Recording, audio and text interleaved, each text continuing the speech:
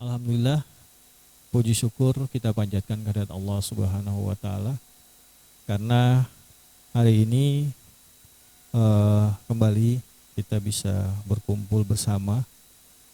Mungkin pengajian perdana di tahun 2025 bersama kami di Majelis Ta'lim Al-Mulk Perbankan BMPD Maluku. Kita ada keluarga muslim di perbankan. Makanya untuk kajian kita di tahun 2025 ini, kurikulum kita adalah kurikulum terkait dengan kajian keluarga. Karena kenapa? Seperti yang dibilang Pak Jalal, kalau teman-teman tahu sejarah di tahun 99 sampai 2004, 2006 lah, beliau satu-satunya karyawan muslim yang kerja di BI. Saya ingat. Mengapa sampai saya datang berani berdoa ke sini karena beliau ada di sini. Tahun 99 hanya Pak Jalal orang BI yang kerja muslim di sini. Selain pimpinan ya, kalau pimpinan wajib beliau. Kita bikin kegiatan olahraga BMPD, beliau satu-satunya orang muslim yang sudah ada di Siwang duluan. Itu masih kerusuhan. Tapi karena beliau sampaikan tadi, bukan persoalan situnya yang dilihat, tapi bagaimana kita menjadi keluarga perbankan. Nah, untuk kajian kita di hari yang pertama, di bulan yang pertama ini, kita akan angkat tema yaitu kehidupan sehari-hari yang Islami. Karena kenapa? Inilah yang jadi contoh bagi kita sebenarnya.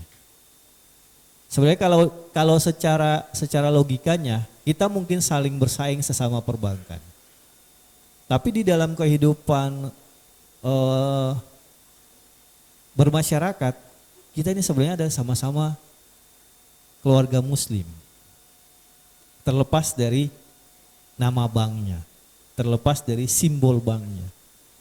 Karena kenapa begitu lepas dari sini, pulang dari kantor kita kembali ke masyarakat, kita adalah keluarga muslim. Nah, hari ini kita akan membahas kehidupan sehari-hari yang Islami. Seperti apa sih orang Islam dalam kehidupannya sehari-hari? Hal-hal apa yang paling menonjol dalam kehidupan kita sehari-hari sebagai seorang Islam? Nah, sore hari ini Ustadz kita, ini juga Ustadz yang sudah 12 tahun ya Ustadz ya. Sama-sama dengan Al-Mulk ya, kurang lebih yang akan membagikan seperti apa kehidupan seorang Islam dalam perjalanan hidupnya sehari-hari. Apa saja kehidupan kita yang Islami yang harus kita lakukan sehingga kita bisa diterima bukan hanya dalam keluarga besar kita, tapi di luar lingkungan kita yang bukan seagama dengan kita. Kepada Ustadz dipersilahkan. Terima kasih Pak Fadli. Bismillahirrahmanirrahim. Assalamualaikum warahmatullahi taala wabarakatuh. Bismillahirrahmanirrahim. Alhamdulillahil wahidil qahhar mukawwiril laila 'alan nahar wa salawatuhu wa salamuhu ala sayyidina Muhammadin sayyidil mukhtar wa ala alihi wa ashabihil akhyar. Bapak Ibu sekalian yang saya muliakan, alhamdulillah di 20 Rajab ini adalah hari bersejarah bagi Pak Windra, bagi Pak Jalal dan bagi kita semuanya yang menjadi anggota ataupun menjadi jamaah di Al-Mulk ini, atas kebaikan, atas keberkahan, atas banyaknya partisipasi dan dedikasi keduanya untuk kita semuanya dalam kebaikan majelis ini. Kita doakan semoga seluruh rahmat Allah Subhanahu wa taala, usia yang berkah, keluarga yang sakinah, anak-anak yang taat, soleh-soleha menjadi anugerah bagi keduanya, insyaallah, amin Allahumma amin. Bapak Ibu sekalian, bicara tentang keseharian yang Islami ya, saya merasa kita sebagai seorang muslim penting sekali untuk mengetahui bagaimana sebenarnya aktivitas harian kita yang Islami, yang dengannya kita itu punya panduan, punya semacam arah untuk berlaku dan beraktivitas dalam sehari-hari. Sebenarnya Pak Fadli dan jamaah, ada satu buku yang menarik sekali yang ditulis oleh Abdul Wahab At-Tayyiri namanya. beliau menulis buku namanya Al-Yaumun Nabawi. Al-Yaumun Nabawi itu artinya keseharian Nabi. Bagaimana Nabi beraktivitas dari awal beliau membuka mata sampai dengan akhir beliau kemudian ingin tidur, itu ditulis dalam kitab keseharian Nabi sallallahu alaihi wasallam. Al-Yaumun Nabawi. Saya berharap kitab ini sudah diterjemahkan dan bisa kita dapatkan di toko-toko buku, atau paling tidak ada PDF-nya yang bisa kita baca, menjadi panduan untuk kita semuanya Bapak Ibu sekalian. Nah Bapak Ibu, Nabi Sallallahu Alaihi Wasallam ini adalah contoh yang paling konkret yang akan kemudian membawa kita pada keseharian yang Islami. Tidak ada contoh yang lebih konkret daripada kehidupan Nabi dan keseharian Nabi, Pak Fadli. Kita mungkin kalau punya idola kita mungkin cacat, ya. Mungkin dia di usia 40 tahun, 50 tahun, salah begitu. Tapi Nabi Sallallahu Alaihi Wasallam tidak ada kecacatan yang kita temukan, bahkan beliau kemudian menjadi maksum, menjadi orang yang diampuni dosanya, kesalahannya yang telah lalu dan yang akan datang, ya. Menjadi orang yang begitu suci, dan kemudian kita harusnya paling bisa untuk mencontohinya. Jika tidak semuanya, paling tidak ada remah-remah daripada aktivitas Rasul yang kita bisa tiru, karena memang perlu pembiasaan. Sehingga yang paling kemudian dalam sejarah itu ingin mencontohi Rasulullah SAW dalam seluruh aktivitas itu adalah Abu Bakar. Abu Bakar yang kemudian meremahkan roti untuk orang Yahudi, ya, kemudian disuapin sama orang Yahudi itu, tapi ternyata tetap tidak sama dengan apa yang dilakukan oleh Nabi, karena Nabi masih mengunyahkan roti itu sebelum dimasukin kepada mulut orang Yahudi yang buta tadi. Bahkan dalam sejarah Bapak Ibu, Abu Bakar As-Siddiq saking ingin mencontohi Nabi, beliau bertanya pada Aisyah, apa yang belum saya lakukan yang seperti Rasul lakukan? Aisyah bilang beliau kalau mau masuk rumah, beliau ada sedikit tawaf sedikit di sekitar lingkungan ini, baru kemudian beliau masuk. Saking pengennya itu, artinya belum masuk rumah beliau keliling dulu. Mungkin lihat tetangganya atau lihat apa. Beliau saking pengen meniru Rasul, beliau juga ikut keliling sebelum masuk rumahnya. Begitu dalam periwayatan. Nah Bapak Ibu, mari kita mulai dari kita, karena waktu mungkin kita tidak terlalu sampai detail banget, tapi paling tidak menjadi gambaran utuh nantinya insya Allah di lain waktu. Ada paginya, ada siang sampai sorenya, ada malamnya sampai mau tidur. Pagi hari Nabi, Bapak Ibu, yang paling Nabi selalu bawa atau yang barang yang selalu Nabi pegang sepanjang hayatnya itu siwak. Yang selalu ada di kantong. Kalau kita misalnya hari ini, kalau ada di dalam tas, ada di mobil kita, ada di jok motor kita, ada dimanapun kita berada, itu adalah siwak. Kalau kita mungkin tidak sama dengan sikat gigi. Tapi Nabi adalah orang yang paling peduli pada kebersihan mulutnya. Sampai dikatakan saking harumnya bau mulut Rasul itu orang pengen sekali dekat-dekat kalau beliau berbicara. Artinya pengen dengar pengen cium bau mulut beliau. Kita ini, ya Pak Fadli, kalau kita bicara, itu kayaknya orang ada 1 meter, 2 meter, menjauh. Karena Nabi apa Bapak Ibu, di dalam sakunya, kalau kita misalnya bayangkan, itu di dalam sakunya, di dalam tasnya, di dalam mobilnya, itu siwak. Siwak itu semacam kayu ya, kayu lembut, dia ujungnya nanti akan kita gigit, lalu jadi serabut yang kemudian bisa kita pakai untuk sikat gigi. Perbedaannya dia dengan odol ataupun sikat gigi kita, dia kalau odol kita ada deterjennya. Yang kalau dipakai dalam jumlah yang banyak, bisa jadi dia merusak gigi kita. Tapi siwaknya berbeda di situ. Siwak itu dia berbeda di situ. Tapi ingat, siwak itu selalu kalau untuk kita harus selalu dipotong ujungnya. Kalau tidak dipotong, Masya Allah, itu akan meninggalkan bau yang tidak sedap. Jadi Nabi di dalam dirinya melekat terus itu siwak. Kalau mau tidur Bapak Ibu, Nabi akan taruh siwak itu di kepala, di atas kepalanya. Begitu bangun, yang beliau lakukan pertama adalah siwak. Bangun tidur, beliau lakukan apa? Siwak, gosok gigi. Sebelum masuk rumah, beliau lakukan apa? Siwak. karena mau ketemu maitua nih, siwak dulu.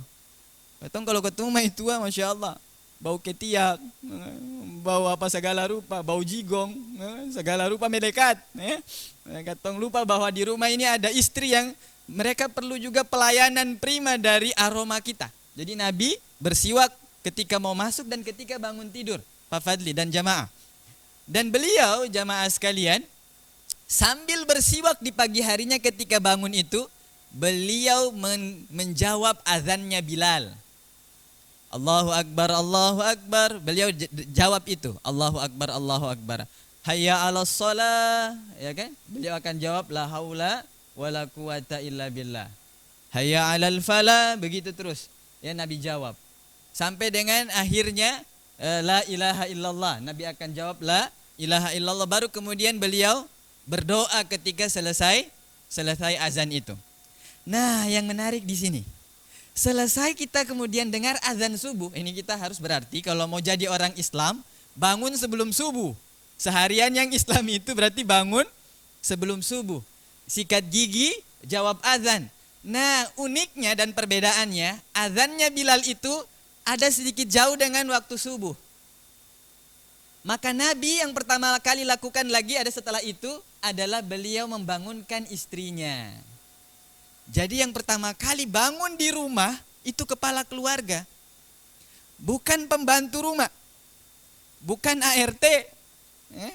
Yang paling pertama bangun tidur itu di rumah kalau kita adalah mau keseharian Islami, itu adalah bapaknya. Bapaknya bangunkan istrinya. Setelah bangun istrinya, itu dia bercerita terlebih dahulu. Dia ajak ngobrol. Ada apa? Biasa dia puji, Masya Allah. Meskipun itu istri kita ada banyak dia pun air mulu. Masya Allah, harum sekali. Kayak baru pakai parfum. Padahal ini ada, Masya Allah, bau luar biasa. Ya kan? Tapi kayaknya lebih cantik mama waktu bangun tidur deh. Nabi bikin begitu. Kayaknya mama cantik sekali kalau bangun tidur. Begitu. Nah, Nabi lakukan deep talk kayak gitu. Ya. Deep talk bahasa anak gaulnya ya, Pak Rahman ya. Deep talk kayak gitu. Gitu. Deep talk dulu dengan maitua. Bukan ambil HP. Lalu bikin status. Apa kabar dirimu yang jauh di sana? Alhamdulillah bisa bangun jam 3 gitu. Bukan. Nabi yang pertama lakukan adalah siwak, dengar azan, jawab azan, lalu beliau ajak ngobrol istrinya. Nah, kita dalam keluarga ini itu jarang sekali itu ngajak ngobrol istri itu. Ya kan Pak Fadli ya? HP kita telah menyita, kita punya keseriusan dengan istri. Yang paling pertama kita lakukan kalau bangun tidur apa Pak Fadli? Cek handphone dong. Mungkin ada notifikasi dari si mama, ya kan? Si bapak, ya kan? Si ayang mungkin. Itu yang kita ada nggak yang kayak gitu? Enggak ya? Kita semua di Al-Mulk ini pagi-pagi itu langsung bangunin istri. Setelah itu jamaah, mau yang Islami nih, harian kita Islami di pagi hari, Nabi SAW sholat sunnah 2 rakaat sebelum subuh di rumahnya. Jadi sholat subuh Nabi yang sunnah itu semua dilakukan di rumah. Agar apa? Agar maitua lihat katong sholat. Agar anak-anak lihat katong sholat. Jadi sholat sunnah itu bukan dilakukan di masjid. Nabi tidak lakukan itu di masjid. Nabi lakukan setelah dengar azan tadi bangunkan istrinya. Nabi sholat sunnah itu di 2 rakaat itu di rumahnya. Nah, inilah yang nantinya pembiasaan ini nanti kalau dilihat anak kita, oh bapak kita itu sholat. Mama kita itu sholat. Oh, kebiasaan di rumah ini subuh-subuh itu sholat. Nah, harian yang Islami itu kita mencontohkan sholat sunnah itu di rumah. Gitu. Jadi ada keteladanan dari sang ayahnya bahwa nanti mereka akan rajin sholat karena ayahnya sholat. Begitu, mengajarkan anak-anaknya untuk sholat. Nah, baru setelah itu beliau SAW pergi ke masjid sholat subuh. Sholat subuh Nabi di masjid. Ingat itu, sholat sunnahnya di rumah, sholat wajibnya itu di masjid. Laki-laki, Ya, yang perempuan betul ada juga, kita akan dengarkan dalam kitab itu juga ada wanita-wanita yang sholat isya juga di masjid bersama Rasul, ada. Ya, Nabi, wanita-wanita sahabiah juga sholat isya bersama Rasul. Tapi Nabi sholat subuh wajibnya itu di masjid. Yang laki-laki sholat subuh berjamaah di masjid. Karena apa? As-sholatul jamaah khairun min sholatil fadhi. Kata Rasul, sholat jamaah ya di masjid itu lebih baik daripada sholat sendiri-sendiri bisab'in wa ishrina darajah, dengan 27 kali derajatnya. Artinya 27 kali kita sholat subuh bersendiri baru sama dengan 1 kali sholat berjamaah di masjid. Itu maksudnya. Gitu. Jadi 27 kali subuh 1 bulan lamanya baru sama dengan kita sholat 1 kali di masjid. Begitu Bapak Ibu. Jadi sehari-hari Nabi begitu di pagi harinya. Baru setelah Nabi, karakter subuhnya itu pasti panjang. Dikatakan mi'a ayah, 100-an ayat. Kenapa? Hikmahnya ada banyak. Hikmahnya menunggu orang yang belum bangun. Allahu Akbar, mi'a ayah, 100 ayat. Berarti itu antara ya mungkin dia di kisaran Ali Imran, ya kan? Di kisaran An-Nisa. Sepanjang itu Nabi sholat subuh. Kecuali sholat subuh nanti di hari Jumat subuh, Nabi baca surat As-Sajadah, Alif Lam Mim Tanzil, ya. Alif Lam Mim Tanzil biasa disebut surat dan surah Al-Insan di rakaat kedua, hal ata alal insan. Biasa di masjid-masjid di Jawa masih ada yang mempertahankan ini. Di Maluku, kalau saya tidak salah ingat ada 2. Satu dulunya almarhum di Waiheru Dalam. Waiheru Dalam ini jauh sekali. Pokoknya ada sedikit luar negeri itu. Waiheru Dalam. Waiheru Dalam ada almarhum tapi baca As-Sajadah, dan sekarang mungkin di Al-Fatah. Di Al-Fatah juga membaca itu. 1 orang saja atau tidak sering. Tapi Bapak Ibu, Nabi sallallahu alaihi wasallam As-Sajadah dibaca di hari Jumat. Menandakan itu Jumat. Nah, Nabi sholat subuhnya pasti panjang sekali, pasti panjang. Menunggu orang mau sholat subuh. Ya, tapi kebalikan dengan kita hari ini. Sholat subuh itu pasti cepat saja. Ya. Karena apa? Apalagi di Ambon ya, mataharinya lebih cepat. 5:30 kita sholat, jam 6 kita keluar, sudah ada matahari, begitu. Biasanya kita kalau lama-lama dikit 6:30 itu sudah terang benderang. Jadi Nabi sallallahu alaihi wasallam subuhan di masjid, habis subuh, ini yang harus kita kerjakan. Saya rasa yang perlu kita perhatikan. Habis subuh Nabi zikir. Zikir menghadap kiblatnya itu istighfar. Istighfar itu menghadap kiblat. La ilaha illallah wahdahu la syarikalah, beliau baca. Nanti memalingkan wajah ke jamaahnya itu ketika nanti tasbih, atau ke kanannya atau ke kirinya nanti ketika tasbih. Dan Nabi sallallahu alaihi wasallam ketika selesai sholat itu tadi, beliau akan melakukan taklim singkat. Beliau akan bercerita tentang ayat yang turun pada malam harinya, atau beliau bertanya tentang hajat sahabatnya, atau mentakwilkan mimpi-mimpi para sahabat. Kalau beliau tanya, apakah ada orang yang sakit hari ini kita doakan? Ataukah ada jenazah yang hari ini sudah wafat kita akan urus? Atau kalian punya mimpi kaseng? Bahasa beliau begitu. Kalian punya mimpi kaseng? Nanti kita takwilkan, kita tafsirkan mimpi itu kalau bahasa kita. Kita terjemahkan mimpi itu. Nah, kadang sahabat memimpikan Nabi. Jadi sahabat itu tidak mimpi yang aneh-aneh. Luar biasa Nabi itu ya. Jadi sahabat juga akan menceritakan mimpinya sama Nabi. Tidak menceritakan mimpi yang aneh-aneh, diterkam ular lah, tikam harimau lah. Kita kalau dikasih, ada orang tanya mimpi, kita harus curiga hari ini. Kenapa? Dia mau tulis nomor itu. Forecast bahasa kita ya Pak Jalal ya. Gitu. Jadi Nabi mentawilkan mimpi, kayak misalnya ada sahabat bermimpi beliau melihat cahaya. Kemudian Nabi SAW mengambilnya. Kemudian kadang kalau bukan Nabi yang mentakwilkan, Nabi memberikan kesempatan kepada sahabatnya yang lain untuk mentakwilkan. Kayak Abu Bakar, silahkan ditakwilkan. Nanti kemudian Nabi yang validasi, oh ini antum salah di sini, engkau salah di sini, ini benar yang ini, begitu. Jadi jamaah, Nabi itu taklimnya ba'da subuh. Dan ini tradisi ini masih melekat kalau kita di Jawa, di Pulau Jawa masih ada taklim ba'da subuh. Di Ambon, taklim ba'da subuh itu ada di Masjid Kebun Cengke. Amal soleh itu ada. Ba'da subuh tuh. 10 menit, 15 menit cukup. Setelah itu jamaah, Nabi akan pulang dulu ke rumahnya. Pulang di rumah, Nabi, ini untuk Nabi. Nabi akan mengerjakan sholat ba'diyah. Kita tidak boleh.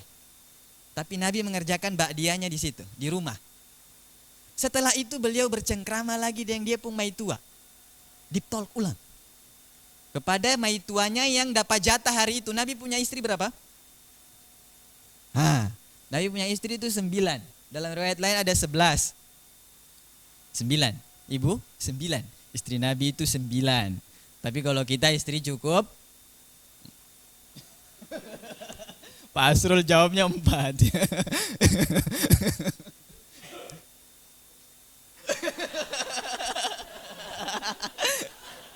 Pak Jalal ini hari pensiun ini tolong bikin baik-baik juga. Ya jadi Nabi istrinya itu, lalu yang dapat jatah beliau akan deep talk ulang ke istrinya. Akan nanya apa kabar, ya, apa yang akan dilakukan hari ini. Nabi itu nanya gitu, deep talknya gitu. Nabi akan bertanya apa yang dilakukan. Atau Nabi akan bertanya punya makanan tidak hari ini, apa yang mau dimasak. Biasanya Nabi kemudian temukan istrinya tidak punya apa-apa. Kalau tidak punya apa-apa Nabi bilang apa? Idzan ana shaim, kalau begitu hari ini saya puasa. Masya Allah. Nah habis itu Bapak Ibu sekalian, beliau kembali ke rumah, baru ada taklim lagi. Baru taklim lagi di masjid. Taklim lagi di masjid itu kadang sahabat datang dengan perkara-perkara berat. Baru kemudian beliau. Jadi Nabi, jamaah, tidak lepas hidupnya itu dari taklim. Taklim Nabi itu setelah subuh, ba'da subuh tadi yang setelah subuh itu. Kemudian setelah beliau ke rumahnya balik lagi taklim. Nanti setelah zuhur lagi beliau taklim. 3 kali taklimnya. Nah momen ketika beliau kembali ke rumahnya itu kadang wanita-wanita lain itu akan datang untuk bertanya. Kayak Asma binti Abi Bakar bertanya kepada Rasul terkait dengan atau wanita-wanita Ansor lain bertanya tentang darah haid, darah nifas, tentang yang secret dan private terkait dengan kebutuhan wanita. Bahkan satu ketika Rasul sallallahu alaihi wasallam ditanya tentang wahai Rasul, bagaimana kalau malam hari kami berhubungan badan dengan suami kami, apakah di pagi hari kami harus mandi? Wanita-wanita lain itu ketawa. Karena apa ya, kayak mereka geli rasanya menanyakan hal yang tabu. Tapi kemudian Nabi sallallahu alaihi wasallam kemudian mengatakan nikmal mar'ati mar'atul ansar, nikman nisa'i nisaul ansar.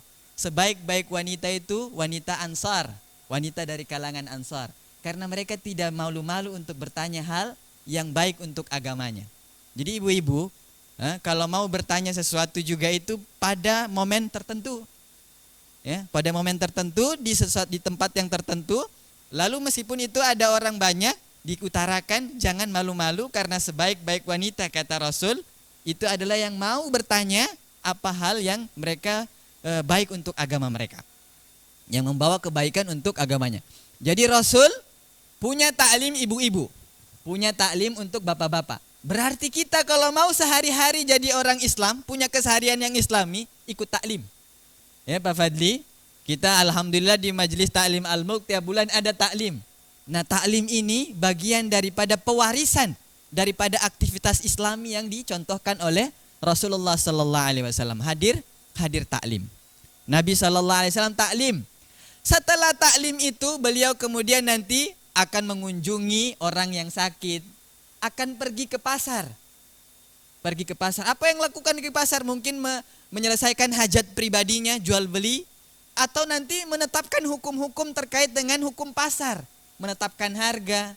Ya kayak orang BI lah, ya, beliau kebijakan moneter. Itu di situ beliau kunjungan pasar tuh. Nah, setelah beliau sallallahu alaihi wasallam pergi bekerja, artinya kita juga bekerja. Kalau mau keseharian Islami itu, habis kita duha itu pergi bekerja.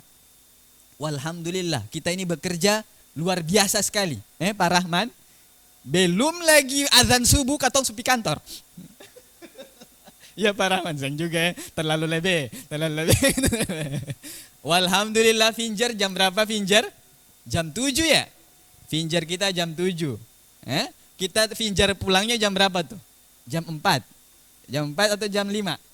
17 ya? 17 jam 5 berarti. Itu Finjar, close Finjar. Nah walhamdulillah Nabi itu kerjanya tidak segitu juga.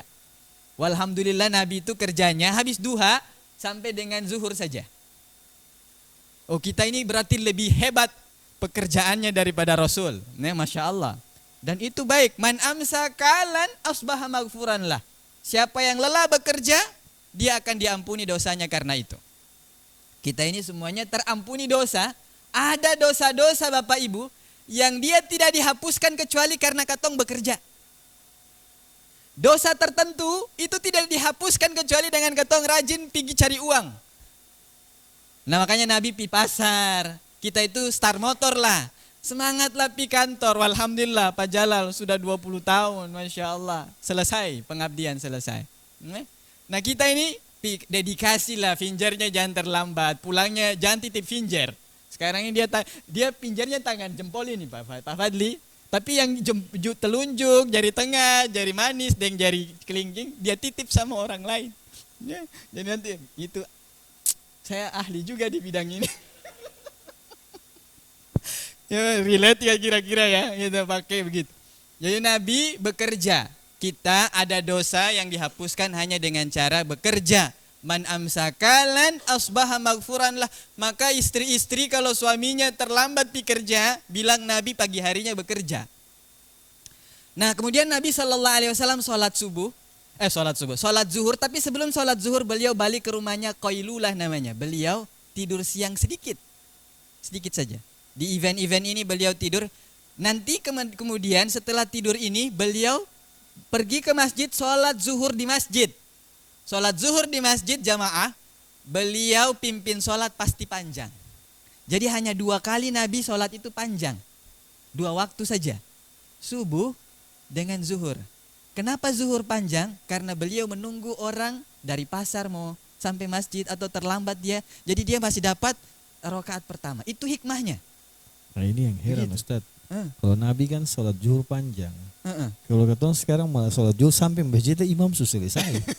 Karena tidak didengar bacaannya, akhirnya kita cepat-cepat. Ya, kayaknya tuh baca cuma Alhamdulillah, Qul huwallah, Qul huwal kafirun. Nabi bacanya 50 ayat.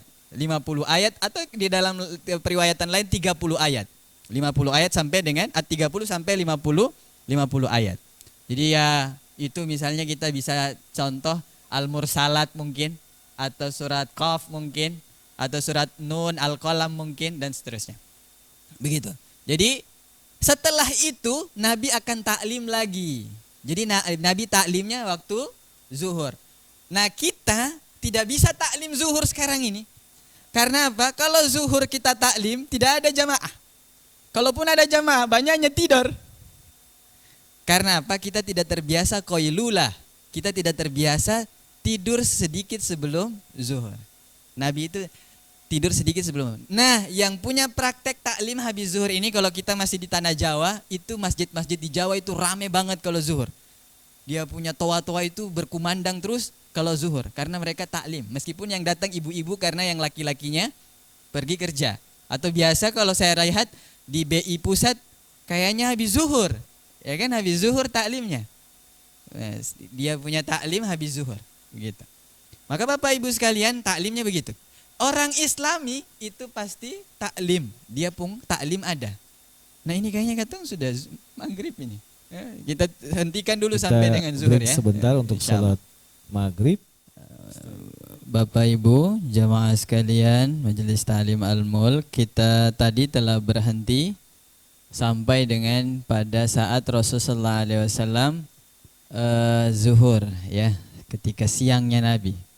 bagaimana keseharian Rasul, keseharian yang Islami yang mencontoh pada Rasul sallallahu alaihi wasallam, maka zuhurnya Nabi qailula, berarti Nabi sekarang posisinya berada di rumah salah seorang istrinya. Nah, Bapak Ibu, di qailula itu juga terkadang Rasul sallallahu alaihi wasallam menggunakan rumah anaknya Fatimah untuk dijadikan tempat beliau transit, beliau untuk tidur siang. Nah, setelah bangun dan untuk sholat asarnya, beliau sallallahu alaihi wasallam terlebih dahulu akan sholat sunnah qobliyah, sholat asar, ya, qobliyah asar 4 rakaat atau 2 rakaat, ya, beliau sholat sunnah. Setelah sholat sunnah, beliau bermain bersama cucunya. Jadi Nabi punya waktu yang sangat produktif bersama keluarganya. Jadi Nabi habis sholat sunnah itu, beliau akan main dengan cucunya, entah nanti ada cucunya Hasan dan Husain atau Umamah binti Umamah, anaknya Zainab. Nah, suatu ketika Bapak Ibu, saking Nabi ini digemari semua kalangan usia. Nabi itu luar biasanya dicintai semua kalangan usia, Pak Fadli, anak-anak, orang yang sebaya, orang yang tua. Karena apa? Komunikasi beliau dengan anak-anak itu nyambung juga. Suatu hari Umamah punya burung kecil, entah itu burung merpati kah atau burung apa. Burung merpatinya itu mati. Burung merpatinya mati. Lalu Umamah ini tadi menangis, sejadi-jadinya Umamah ini menangis. Lalu Nabi bertanya kepada Umamah, "Kenapa engkau menangis?" Dia bilang, "Saya punya merpati kecil mati." Lalu Nabi menghibur Umamah yang kecil itu. Jadi Nabi tidak terek dia. Luar biasanya orang komunikasi ya dengan anak kecil. Dia tahu bagaimana cara menghibur. Beliau sallallahu alaihi wasallam tahu bagaimana cara menghibur anak kecil yang kehilangan burung merpatinya yang dia sayangi. Nah, setelah itu apa yang beliau lakukan Bapak Ibu? Beliau ajak cucu-cucunya itu untuk pergi sholat di masjid. Nah, ini perbedaan masjid kita dengan masjid Nabi. Masjid kita itu tidak ramah anak. Ada anak-anak dong katapel. Tahu katapel? Dia panah-panah wayar. Tapi masjid Nabi bawa cucu-cucunya ke masjid waktu sholat asar. Nah, nanti Bapak Fadli, itu kita dapatkan riwayat di mana Hasan atau Husain naik ke atas punggungnya, baru beliau lama sujudnya. Atau ketika Nabi berdiri, anak-anak itu bergantung-gantung di dia punya apa nih? Lengan. Jadi kayak Nabi tahan barbel begitu. Kita lagi main angkat-angkat beban begitu. Nabi, anak-anak itu suka gunakan tangan beliau untuk bergelantungan. Nah, ini kalau terjadi di Katompong masjid Bapak Ibu, apa yang terjadi? Katong dapat usir. Itu tidak lama itu Pak Jalal dapat usir. Pokoknya sekali lapis dengan makian sedikit. Lapis dengan marah-marah sedikit ya, ditambah dengan marah-marahnya. Nah, tapi masjid Nabi, keseharian Rasul, kita kalau punya cucu, punya anak, kapan diajak ke masjidnya? Waktu asar. Waktu asar itulah Nabi punya peluang untuk, mungkin di saat itu karena penerangan ya, kegelapan malam, itu yang membuat Nabi mengajak cucunya itu sholat berjamaah di masjid di saat sholat asar. Sholat asar Nabi singkat, pendek sekali. Karena apa? Nabi berikhtiar agar orang-orang yang tadinya masih punya pekerjaan menyelesaikannya. Atau kalau dia ibu-ibu, mereka mau menyiapkan makan malam.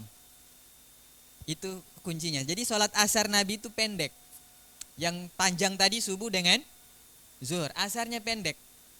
Nah, setelah itu Nabi tidak kemana-mana lagi. Beliau masuk ke rumah istri yang harus malam itu dapat jatah bersama Nabi.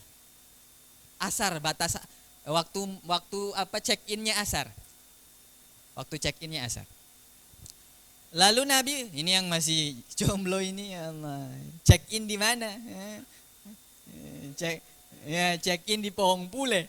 Oh, di situ di belakang. Dibayangkan ya, Pak Fadli, Pak Jalal ya. Jadi Nabi check innya itu jam habis asar. Setelah asar Rasulullah SAW bersama istrinya, kemudian nanti beliau bercengkrama lagi mengajarkan istrinya. Lalu Bapak Ibu sekalian maghrib Nabi SAW sholat sunnah tadi tetap di rumahnya. Lalu maghrib Nabi pendek. Maghrib Nabi pendek dan makan Nabi setelah itu beliau pulang rumah malamnya. Beliau makan di setelah maghrib. Jadi keseharian Islam pola makan Rasul ya, kenapa bugar beliau, bugar Nabi itu sehat sampai usia 60 beliau sakit karena demam, wafat karena demamnya. Beliau tetap sehat karena jendela makan Rasul itu berakhir pada saat setelah maghrib kayak kita ini. Habis maghrib nih beliau close makan. Nah di saat makan malam itu Nabi bercengkrama dengan istrinya. Kayak apa? Kayak minum di gelas yang sama dengan istrinya. Nabi kadang minum di satu gelas, Aisyah disuruh minum terlebih dahulu, baru Nabi minum di bekas yang mana bibir Aisyah melekat di situ. Romantis sekali kan? Kalau kita yang sudah mau pensiun kayaknya bedacki. Ya? Enggak juga ya Pak Jalal ya. Dicari, kalau kita itu kan minum bekas botolnya gimana, bekas gelasnya Bu? Dicari mana yang tidak dikena tadi itu mulutnya suami kita tuh. Di mana dia pun bekas tadi itu? Ya, dia cari yang lain begitu. Tapi Nabi ketika Aisyah minum di situ, Nabi minum di situ. Baru kemudian digoda-goda sedikit. Kayaknya air menjadi lebih manis ketika tersentuh dengan bekas bibirnya. Begitu Pak Fadli. Atau Nabi Bapak Ibu kalau makan malamnya, beliau makan kayak kita makan coklat misalnya Pak Fadli. Menggigit di bagian ujungnya dan menyuruh wanitanya, istrinya untuk menggigit di bagian ujung lainnya. Itu kalau dibayangkan berbahaya. Jadi Nabi menggigit ujung makanannya kemudian menyuruh istrinya menggigit di bagian yang berbeda. Dan mereka sampai segitunya beliau sallallahu alaihi wasallam menjaga romantika keluarganya, kehidupan keluarganya di rumah. Nah kita kan istri makan di mana, katong makan di mana. Jiku mana, katong jiku mana. Ya Pak Fadli? Kita berdua sama Pak Fadli. Apalagi itu kayaknya terjadi hanya tahun-tahun bulan madu. Tahun-tahun pertama saja. Tapi tahun-tahun selanjutnya kita tidak seperti itu. Jadi kehidupan Islami adalah kehidupan di mana kita memanjakan pasangan kita, menghormati mereka, dan memberikan pelayanan terbaik untuk mereka. Sebaik-baik kita adalah kita yang paling baik di keluarga kita. Khairukum li ahli. Kata Nabi, sebaik-baik kalian itu tidak pencitraan. Itu ketika kita berada di hadapan kita punya keluarga. Jadi orang yang paling layak mendapatkan kebaikan kita, pelayanan prima kita, itu pasangan ataupun orang yang ada di dalam rumah tangga kita. Itu yang Nabi contohkan. Itulah kehidupan Islami kita. Pulang tidak hanya membawa beban-beban pekerjaan atau beban-beban rumah tangga yang lainnya, kemudian kita bertengkar di sana, tapi rumah tangga itu seperti itu Nabi SAW polakan. Pulangnya beliau baku gigit makanan, baku suap.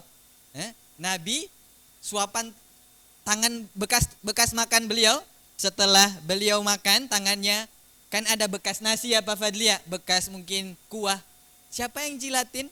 Kadang beliau jilat sendiri, kadang beliau meminta Aisyah untuk menjilatkannya dan begitu sebaliknya. Kalau kau tumpung tangan, Mama, sebentar malam, habis ini pulang rumah tolong jilat. Jilat gitu. Kayaknya agak kayak katong ada sedikit risih begitu ya. Apalagi tumpung tangan belum dicuci. Kayaknya tangan kasih bye-bye sedikit ya, kasih glowing sedikit. Biar ketika istri dan suaminya itu menikmati lah Pak Fadli ya. Begitu cara kehidupan yang Islami, pola hidup Islami ala Rasulullah SAW.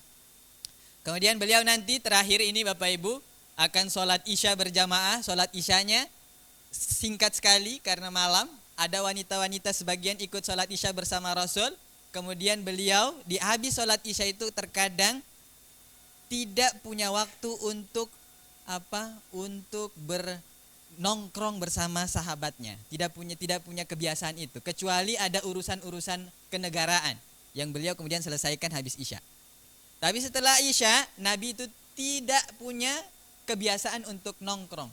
Kalau kita bahasanya ngopi-ngopi itu tidak punya kebiasaan. Illa nadiran jiddan, kecuali sedikit-sedikit sekali waktu beliau habiskan untuk Isya dengan orang lain. Makanya dalam periwayatan, waktu yang paling berhak untuk kita punya bagi pasangan kita itu setelah Isya. Jadi kalau sudah waktu itu juga habis kita pakai nongkrong, maka hak berinteraksi dengan istri juga akan tercederai, terzolimi gara-gara kita keluar di tempat yang berbeda. Jadi begitu Pak Fadli. Kemudian berakhir malam kemudian menggelap. Di tengah malam Nabi bangun tentunya untuk sholat malam, paling panjang sholatnya. Tapi di tengah malam itu Nabi punya 2 kebiasaan Pak Fadli. Kebiasaan pertama, beliau selalu keluar rumah. Keluar rumah pertama, tengah malam nih. Keluar ke rumah Fatimah dan Ali. Untuk apa? Bangunkan anaknya. Jadi Nabi menjaga anaknya, bahkan mereka sudah sampai menikah. Tidak dibiarkan begitu. Bangun untuk sholat malam. Jadi tengah malam beliau pergi ke rumah anaknya. Kalau kita sekarang mungkin memvideo call anak-anak kita yang sudah berpisah rumah karena keluarga yang berbeda misalnya. Itu dihubungi untuk apa? Sholat malam. Terakhir ketika beliau sudah mau wafat, beliau punya kebiasaan mengunjungi kuburan. Tengah malam. Katong misalnya pergi ke kebun cengkeh sana jam-jam 2:30, 3:30. Itu kalau katong bikin kayak gini, tetangga bilang ini dia swanggi nih. Gini dia swanggi sudah. Swanggi. Jadi Bapak Ibu, Nabi punya kebiasaan itu menziarahi kubur. Agar supaya teringat kita untuk kematian dan mawas diri kita bahwa kita ini bakal kembali kepada Allah Subhanahu wa taala, dan Nabi lakukan itu di saat beliau akan di waktu-waktu beliau sudah mau wafat. Ya, sudah akhir-akhir tahun kenabian. Lalu beliau sallallahu alaihi wasallam tidur, dan kapan beliau melakukan hubungan dengan istrinya? Setelah sholat Isya. Setelah sholat Isya, beliau tadi makan. Riwayat tentang beliau mandi bersama Aisyah dalam satu tempayan, satu loyang, itu adalah ketika beliau habis sholat Isya. Makanya Pak Fadli, ketika Nabi sallallahu alaihi wasallam sholat subuh itu selalu terlihat kadang ada air yang jatuh dari rambutnya. Berarti beliau selesai mandi junub. Beliau tidak malu-malu kasih tahu sahabatnya bahwa beliau lagi habis mandi junub. Pernah Bapak Ibu, beliau sudah mau duduk sholat nih, sudah mau iqamah, beliau teringat tadi malam kita ada aktivitas. Lah beliau bilang, maka anak kalian tunggu sebentar, beta balik mandi dulu, datang ulang baru rambutnya kena basah. Nabi setelah sholat subuh taklim tadi itu, kebiasaan para sahabat adalah bawa air. Jadi jangan salah, bawa air minta barokah itu, tabarukan itu dilakukan oleh para sahabat. Habis sholat subuh tadi, taklimnya itu para sahabat bawa air. Baru nanti kalau Nabi di musim-musim yang tidak terlalu dingin, Nabi akan mencelupkan tangannya. Kalau dingin sekali, Nabi akan pegang di botolnya saja. Jadi kebiasaan itu terjadi. Jadi kalau kita lihat, kalau ada di kebiasaan para Nahdiyin, para orang-orang NU yang bawa air, itu di zaman para sahabat juga dilakukan hal itu.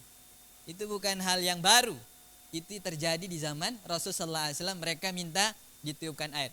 Nah, lihat juga orang yang tiup air nih. Jangan sampai dia dukun.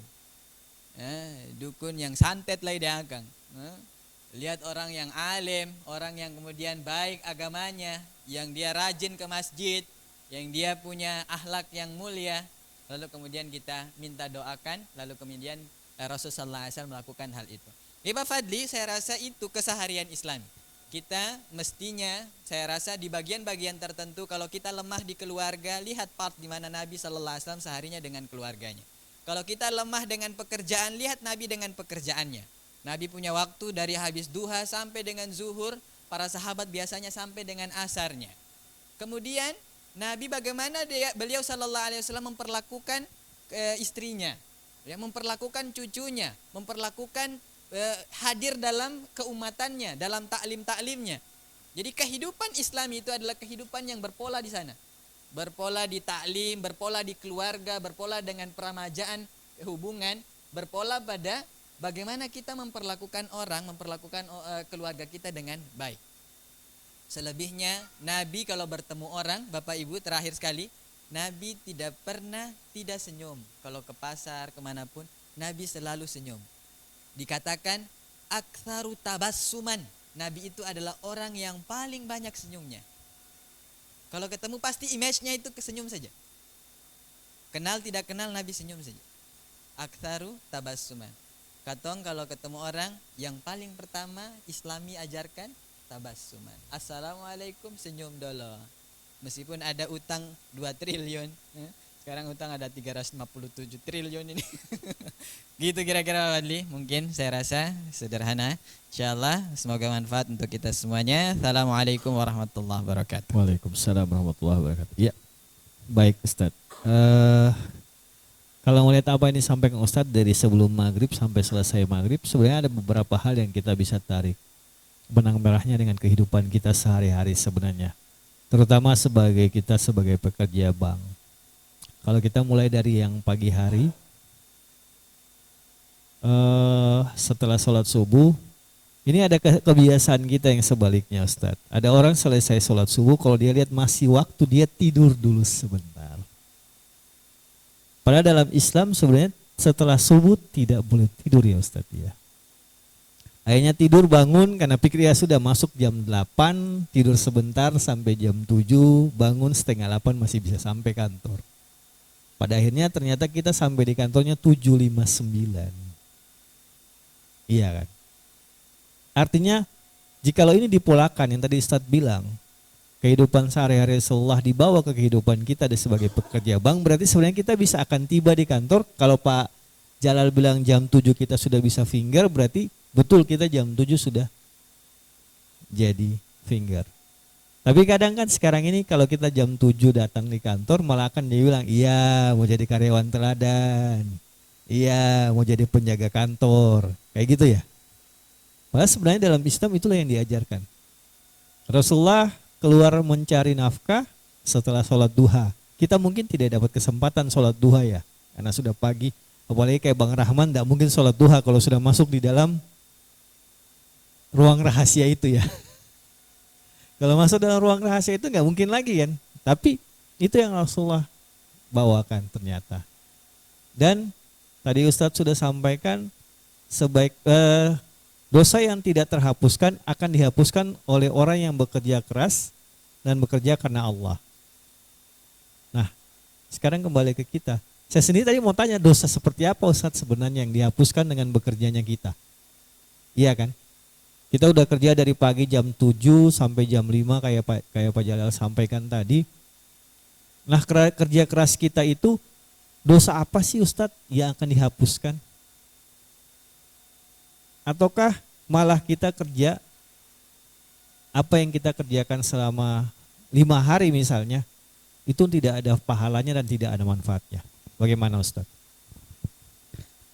Memang benar Pak Fadli, jamaah, kita tuh tidak boleh tidur habis subuh, satu. Tidak boleh tidur setelah asar. Itu yang waktu yang diharamkan. Waktu sunnah kita tidur adalah qailula tadi sebelum zuhur. Kalau Nabi sebelum zuhur atau setelah zuhur, itu masih dibolehkan tidur. Apa efek sampingnya ketika kita tidur sebelum atau sebelum asar atau sebelum setelah subuh? Saufa junnah. Orang itu bisa gila, hilang kesadarannya. Jadi terganggu psikologisnya. Makanya kalau bangun setelah sholat asar tuh, ya habis asar kita tidur, itu kita kayak pernah bingung apakah ini pagi atau dia ini masih semalam. Ada kira-kira anak kita, dia tidur habis asar, dia bangun malam, pernah terjadi tidak? Atau kita pernah merasakan sendiri? Pernah satu dalam kehidupan kita bangun masih malam, kita supi ambil tas, ambil baju, mau pergi kantor, padahal ini jam malam. Ada tidak? Saufa junnah itu bahasanya. Orang itu akan gila. Coba dilakukan saja ulang-ulang, itu bisa gila. Gitu. Jadi Bapak Ibu sekalian, kemudian semacam kita yang bekerja jam 7 ya. Bagaimana cara mensiasati agar tetap dapat pahala duha? kita habis sholat subuh jangan beranjak dulu dari tempat kita sholat. Nanti kalau misalnya mau buang air, pergi saja ke kamar mandi, lalu berwudu, lalu datang lagi. Ketika sudah syuruk, itu ketika matahari sudah agak tinggi setinggi tombak, kita sholat syuruk namanya, sholat isyraq. Itu senilai pahalanya kita berduha. Jadi kalau tidak ketemu duha karena mungkin dibangkir tadi itu, dibangker kita bangker pekerjaan, maka kita sudah ketemu pahala sholat duha. Begitu. Itu pendahuluan. Lalu apa pekerjaan-pekerjaan yang bisa, apa dosa-dosa yang hilang karena pekerjaan? Malah yartakibu al-kabair, selama dia tidak melakukan dosa-dosa yang besar. Dosa menyekutukan Allah, ya. Dosa apa lagi tuh? Ya, dosa membunuh, itu al-kabair. Jadi dosa-dosa mungkin kita baterek orang, ya. Ya Pak Fadli ya. Atau lupa taruh kasih makan istri, itu kayaknya besar, itu kayaknya lupa kasih makan istri. Jadi selama dia hanyalah dosa-dosa yang tidak menyekutukan Allah Subhanahu wa taala dan menzalimi manusia, maka itu adalah diampuni dosanya oleh Allah Subhanahu wa taala dengan kita bekerja selama kita meniatkan untuk Allah Subhanahu wa taala. Jadi Pak Fadli, bersyukur kita punya aktivitas, ya. Sebagaimana Rasulullah SAW punya aktivitas untuk menghidupi keluarganya, berziarah, kemudian membesarkan umatnya, itu kita harusnya bersyukur. Saya rasa itu Pak Fadli untuk merespon apa yang disampaikan. Iya. Mungkin ini yang terakhir sebelum kita menutup kegiatan kajian kita di hari ini. Satu hal lagi yang mungkin kita dapatkan dari apa yang disampaikan oleh Ustadz tadi. Ini mungkin buat kita-kita yang sudah di atas 30-an tahun ke atas ya. Kalau saya dengar menangkap apa dia bilang Ustadz, yang muda-muda ini mungkin mesti belajar sebenarnya. Ada satu hal yang saya pelajari tadi, Ustadz sampaikan bahwa Rasulullah itu makan setelah maghrib. Habis maghrib sampai subuh sudah tidak makan, kecuali dia puasa sahur ya Ustadz ya. Kita sebaliknya ya, maghrib makan, habis isya makan lagi. Akhirnya ya ada di antara kita yang sudah harus pegang perut, ya kan. Begitu 35 ya sudah mulai, saya juga sudah mulai merasa mulai tebal gitu kan. Tapi inilah sebenarnya ternyata kehidupan Rasulullah yang kita patut contohi. Karena memang ternyata metabolisme tubuh tidak boleh mengolah makanan sebenarnya menjelang tidur. Makanya kenapa Rasulullah betul dia makan setelah maghrib. Walaupun ada orang bilang, Pak beta kalau habis maghrib makan otomatis beta tidur dan tidak sholat isya lagi. Tapi ternyata sebaliknya. Nah, ada juga tadi yang disampaikan oleh Ustadz pada saat maghrib itu ada beberapa hal yang Rasulullah masih lakukan ya dengan keluarganya sebelum beliau sholat isya. Makanya kenapa beliau sholat maghribnya pendek. Ternyata itu. Sebelum beliau sholat isya dan bersama dengan istrinya. Berarti bagi kita mungkin yang sudah punya anak, itu momen. Kalau asar mungkin kita nggak sempat main dengan anak-anak karena masih di kantor. Mungkin maghrib pada saat makan malam bersama ya Ustadz ya. Selesai makan malam nunggu sholat isya kita bisa bersama-sama dengan keluarga, dengan anak-anak terutama. Jadi ini adalah pola hidup yang sebenarnya simple, tapi ternyata Rasulullah mengajarkannya kepada kita. Cuman kayak yang tadi Ustadz bilang di awal, kadang-kadang kita mengidolakan orang lain. Jadi pola hidupnya orang lain yang kita ikutin, yang padahal ternyata maaf ada yang tidak sesuai. Memang saya dulu juga pernah coba sih makan habis maghrib, walaupun sebenarnya juga berat. Kadang-kadang pas mau pergi sholat isyanya itu yang, tapi itulah pola yang sudah diajarkan Rasulullah. Semoga apa yang disampaikan oleh Ustadz tadi ini menjadi pelajaran penting bagi kita sehari-hari, terutama terkait dengan kondisi kita sebagai seorang bankir, bagaimana kita meningkatkan profesionalitas kita dalam pekerjaan kita sehari-hari. Saya sih berharap bahwa apa yang tadi disampaikan oleh Ustadz, ada beberapa hal yang kita bisa terapkan mungkin, terutama jam masuk kantornya, bagaimana kita mengefisiensikan waktu untuk bekerja. Karena kan kadang-kadang ya karena pekerjaan kita lupa. Saya sendiri juga masih menyadari itu, kadang-kadang sholat duhur sudah jam 3. Karena pikir oh ya duhur jam 3:30 masih bisa lah jam 3. Tutup, tunggu nasabah pulang selesai dulu baru ketemu sholat. Padahal ternyata kadang-kadang kalau dikasih paham kepada nasabahnya juga nasabah masih memahami oh iya dia ada punya waktu sholat. Mungkin diberikan kesempatan untuk dia sholat. Demikian rangkaian kegiatan kita di bulan pertama di tahun 2025. Saya mau sampaikan juga untuk teman-teman yang terpilih sebagai pengurus Al-Mulk, SK kita yang di tahun 2024, 2027, 2026 sudah ditandatangani Bapak kemarin, cuman belum diserahkan kepada kami karena disampaikan dulu kepada pimpinan BMPD. Kepala perbankannya sudah pada tahu siapa-siapa saja dari teman-teman yang ditunjuk sebagai pengurus Al-Mulk tahun 2024-2026. Sekaligus kami mohon dukungannya, mungkin ada masukan. Kali ini saya ingin masukan juga dari jamaah. Kira-kira kalau kita ada kegiatan nanti bersama dengan, insya Allah ya, kita juga butuh dukungan. Ada kegiatan dengan Ustadz Nasional, siapa yang mau didatangkan? Kali ini kita mau dari jamaah yang menentukan. Jadi kita coba lobby kira-kira siapa yang akan kita. Memang ada tantangan sih sampai sekarang saya dengan Pak Asul masih apa ya Pak As ya? Masih greget gitu loh mau datangkan Dasat Latif lagi ke Ambon. Cuman belum tahu gimana nanti caranya karena mungkin jamaah ingat ketika kita datangkan beliau beberapa tahun yang lalu kan beliau belum seterkenal sekarang. Sekarang beliau sudah begitu terkenal, kita harus mengatur waktunya beliau untuk datang ke Ambon. Tapi Pak Asrul lagi mencoba untuk menemukan cara gimana untuk mendatangkan beliau ke Ambon. Kemarin juga acara BI waktu facial itu mau datangkan Pak Ustadz Dasat tapi nggak ketemu, salah satunya karena beliau sakit.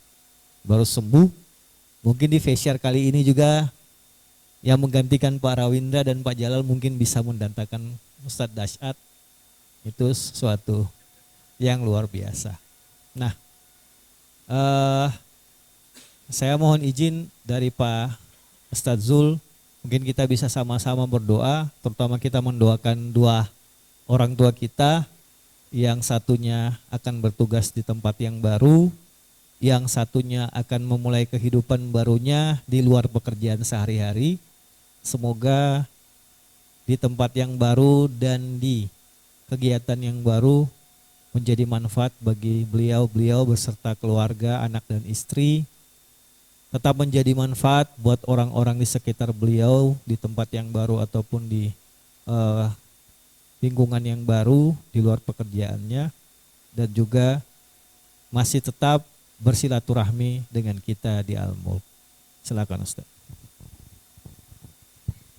Jemaah, kita akhiri jumpa kita di perdana di tahun 2025 ini. Sama-sama kita niatkan kebaikan, keberkahan, keselamatan untuk kita semuanya, terutama bagi Pak Rawindra yang akan bertugas di tempat yang baru, dan ayahanda kita semuanya Pak Jalal yang akan